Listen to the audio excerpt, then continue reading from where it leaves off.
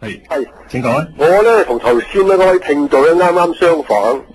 我覺得咧社民連咧根本上係暴力黨嚟㗎。非常之暴力。佢話人哋暴力，根本上佢自己暴力，係嘛？因為呢個咧政治制度咧喺香港咧已經唔係今日先係形成嘅，而係中英談判嗰陣時咧已經係咁樣。你只可以慢慢改變，能夠一下子改變，馬上改變。係嘛？佢哋嘅所作所為咧就係香港之恥。係令到咧我哋咧感覺到咧非常之羞恥嘅。我哋喺香港土生土長幾十代喺嗰度，俾佢呢班友咧搞到咧而家咧簡直咧就不知所謂。一班後生咧跟住佢學有樣學樣。非常之可怕嘅呢班友。佢而家咧講到好似滿口仁義道德咁樣，根本上好似佢哋而家所作所為同呢個台灣有咩分別？OK， 好。佢而家做咗乜嘢出嚟咧？唔該，多謝鄧生。乜嘢都冇做到出嚟，係咪？我諗幾個簡單嘅問題，我回應咗鄧生係咪？第一，我哋何暴力之有咧？可唔可以即係用一個具體嘅證據證明我哋社民連係採取過任何暴力嘅行動咧？即係你描繪到我哋好似一個革命黨咁，對不起，我哋社會民主連線係唔相信咧係暴力革命。我哋唔相信一個流血嘅革命咧係能夠咧係解決咧係人民福祉嘅問題，呢個係我第一點回應。第二咧，佢就話喂，以前香港都好好，喂，我哋世界同埋呢個社會咧係需要進步。以前我哋喺殖民地嘅年代，我哋都批判咧呢個殖民地嘅政府咧係專權啊嘛，係咪？有乜理由你英國人透過霸權攞咗我哋嘅土地嘅時候，可以實行呢個專制主義嘅制度咧？同埋我諗80後嘅年青人，佢有佢自己獨立嘅個體，請你尊重佢哋，唔係我哋社民連教出嚟嘅。佢哋加入我哋嘅陣營，其實因為佢相信我哋嗰套嘅理念。咁啊，新聞之前咧問咗另一條問題，就係咧會唔會變成為台灣嗰種嘅真係暴力文化？其實我哋同台灣都相距甚遠啦。如果大家了解台灣嗰個民主運動嘅歷史，人哋係用血同埋汗換翻嚟嘅。我哋好難話呢一個地方我哋要即係抄襲另一個地方，係嘛？就對於香港喺加拿大甚至乎美國移民嚟講，咁當然你唔需要喺焗住喺香港嗰度要繼續抗爭，原因就係因為你好多基層嘅市民其實佢哋根本係冇話語權，更加冇能力咧係改變自己嘅命運。大家喺身在外國嘅時候，當然你有咁嘅機會就係嗰度唔好，我走啦。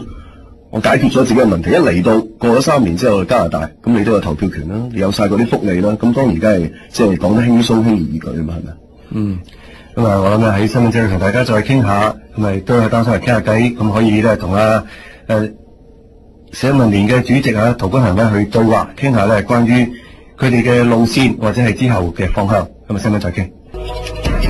今日翻嚟又開始呢個專題熱先，咁咧今日咧我嘅嘉賓咧係香港社民連嘅主席陶君行嘅。陶生你好，你好，早晨啦。咁頭先都大致上講下啦。咁陶生咧就同另外嘅2位成員咧就經過咗呢個洛杉磯啦、三藩市啦，咁第3站嚟溫哥華，聽日就會去卡加里、多倫多，然後去 New York，咁之後就翻香港。今日咧就好高興請到佢上嚟咧，同大家傾下偈關於咧佢哋嘅自己本身嘅方向啦，或者咧佢都想聽下大眾嘅意見，咁點樣去走呢條民主路嚇。我哋聽下聽佢電話先。陳姐你好，喂，講得好，係請講啦。聽唔到啊？聽到，請講。社民聯啲人嚟係咪？係好嘢啊！我好敬重你哋噶，你哋係即係人民嘅英雄，同埋打工仔嘅救星啊！我覺得真係即係頭先第一位嗰個黃生講得啱啊！佢由即係我覺得佢好即係醒覺咗好多，即係由 2D 人咧變咗 3dimensional 嘅人。咁嘅咧，我咧就即係覺得即係你哋真係為咗我哋啲貧苦大眾出聲出力咁樣。咁咧有人話你哋激啲係咪啊？激咗少少嘅。濕碎啦你哋，我哋托朗圖燒警車都咁啊！真係我哋即係G8嗰陣時咧，喂，所以你哋掟招嗰啲叫毓民哥搞大啲佢 ，OK？ 咁咧就有啲人咧話毓民哥咧係癲狗咁嗰啲咁嘅嘢。喂，你哋嗰個煲呔咧，我話佢係廢狗嚟 ，OK？ 有人話你廢廢地啦，咁啊即係廢狗啦。咁我覺得咧，你哋應該繼續去咧抗爭落去，即係為香港嘅草根階層咧繼續努力。我好欣賞你哋嗰個維園阿哥㗎，姓任嗰個嘛係咪？任亮憲同埋曾咩英係咪嗰個啊？曾俊英係啦，同埋姓梁嗰位，梁永禮係咪啊？梁永禮冇錯。一流啊！佢哋未來嘅政治之星啊，我覺得。OK。好啦，我聽下袁太，袁太你好。你好。係，可唔可以大聲啲，袁太？你哋嘅黨就特別咧，你個名改得好好，均衡，所有樣都要均衡，唔好俾嗰啲呢啲官商太過分，為啲弱勢嘅市民咧造福，就繼續抗爭同埋爭取，因為趁而家仲有些少嘅自由咧，唔好放棄，因為有好多人咧都已經封口封筆，多謝你哋，繼續支持你哋，拜拜。多謝袁太。你要講翻啫，阿陶生呢個君咧係君王個君啊，唔係呢君子嘅君，行為嘅行。好，我哋聽下呂生電話，呂生你好。係主持人你好。請講。其實咧，我覺得社民聯咧，佢喺香港回歸咗之後咧，發揮咗一個非常之積極嘅作用啊。咁大家都記得啦，當年嚟講啦，你知道香港嘅英國嘅英資嗰啲財團咧係淡出咗之後啦，咁華資嘅咧。嗰啲財團或者啲大嘅地產商咧，曾經亦都要挾過，我哋拉隊走啦。如果係唔係咁好嘅環境咁於是咧，當時咧就呢個特區政府咧就係為咗挽留住呢一班嘅華資嘅地產商啦，咁所以咧就特別咧對佢哋愛護有加㗎，咁亦都係成為咗即係主要籠絡嘅對象。咁所以大家聽到呢個曾蔭權上台嘅時候，佢成日掛喺口邊嘅咧都話係親疏有別咁即係話咧就係親嘅咧就當然係指嗰啲大地產商同埋係或者係民建聯嗰班嘅人啦，係嘛？咁疏嗰啲當然係指泛民啦。咁所以當時嚟講，整個泛民嘅陣營都被邊緣化嘅。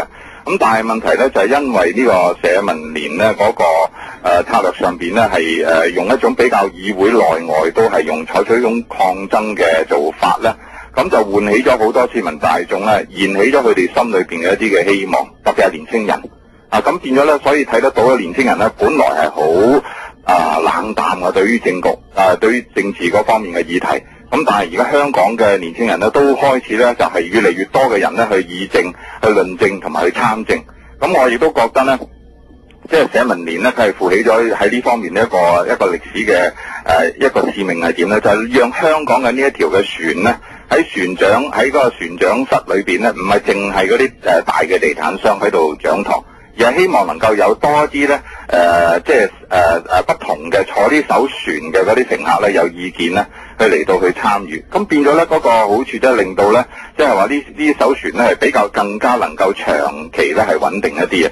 咁我希望咧即係社民連啦，你哋繼續嘅更加嘅努力啦，就係能夠咧可以喺未來嘅日子裏邊咧，就係能夠可以點講咧，即係話對於特區嘅政府咧，能夠可以有更加好嘅正面嘅影響。雖然嗱，而家我哋睇得到咧，就係而家已經有咗嘅影響咧，係啲咩咧？就係話睇到5區公投之後而家香港特區政府已經全面回到民生嘅議題嗰度你睇到即係民生嗰方面咧，佢哋一路以來咧都係對呢個中下階層，特別係社會上邊受壓迫最大嘅嗰啲人咧，佢哋係採取係不聞不問嘅。咁但係喺5區公投之後咧，佢哋已經係開始有好多呢啲咁樣嘅，在唔影響到大地產商嘅利益嘅大前提底下咧，亦都係開始即係注意多咗。第二樣嘢咧就係對一啲咧就係涉嫌係抬高樓價或者採取一啲即係唔係咁合理或者合法嘅即係賣樓嘅嗰啲嘅一啲地產商咧，採取一種嘅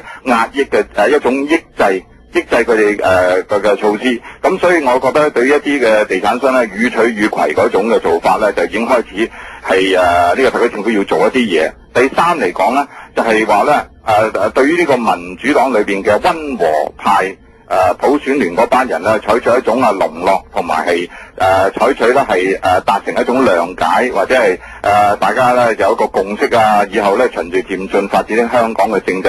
嗱，咁你睇到呢個特區政府咧，其實佢已經係有咗一個回應啦。就呢個其實就係一個所謂統一戰線嘅概念咧，就係話咧對於呢個民主派裏邊可以團結嘅，或者係嗰個立場係比較溫和嘅咧，佢都盡量咧係採取一種團結嘅策略咧嚟到希望咧慢慢咧鞏固佢嗰個嘅統治咯。係，明白。咁頭先李生提出咗一條問題咧，基本上咧就話個民主路點樣走落去啦。而家咧我諗喺5區公投啦，或者喺政改方案通過之後咧，你哋嘅好明顯咧出咗一個嘅聲明，就話咧要求咧呢一個泛民咧同民主黨、民協咧係劃清界線，如果唔係咧就要求佢哋咧係即係脫離啦。咁呢個其實係唔係民主路以後就係有唔同嘅派別喺當中，而係缺乏咗一個團結性去走落去？其實我哋嗰個聲明嘅內容咧，更加細緻嘅措辭同埋嗰個嘅講法嘅。我哋嘅說法就係咁，就話民主黨或者係民協，其實佢哋亦都唔係屬於建制派嘅。咁喺今次嘅政改方案裏面反映到佢係求和派。所以求和派嘅意思咧就係你私底下同中央去進行溝通、妥協同埋讓步。溝通都唔緊要，但係咧你唔好難聽啲講，廣東話俗語就係你賣我哋豬仔嘛。其實你係冇攞到市民嘅授權嘅前提裏邊咧，你私底下幫我哋讓晒到步去。例如你冇終極普選嘅承諾，係咪？中央政府先係話1720年可以啫，調翻轉頭即係講唔係一定咯，亦都唔可以啦，係咪？咁而家你放棄晒呢啲原則嘅時候，繼續保留功能組別，繼續有呢個分組點票，就衍生頭先嗰位朋友講嘅問題，你咪大商家、大財團壟斷咯。其實呢個係一個結構嘅問題嚟嘅，我哋嘅分析就係，因為一日有功能組別，其實你數嚟數去咧，嗰30席啊，遲啲有35啦，但係而家嗰30席裏邊，你數唔出咧，係超過5隻手指啦，同啲財團同埋大地產商嘅利益係無關嘅。呢個就係我哋香港點解會造成咗財富不均嘅一個最重要嘅原因。所有嘅政策，我哋求其舉一個例子，其實都係為啲商家財團服務。例如房屋咁講，點解炒到啲地價貴晒咧？我哋憑一生人嘅即係努力咧，其實我哋都係掹緊嘅時候，其實為嗰啲大地產商服務咧咁樣。咁呢樣嘢就係成個制度嘅問題同埋結構嘅問題。即係如果民主黨或者民協啲求和派，佢依然係繼續希望係保留住呢一個不公平嘅、不公義嘅制度，例如功能組別呢個制度嘅話，我睇唔到香港日後呢啲民生係有改善。好，我哋聽下阿力嘅電話，係有。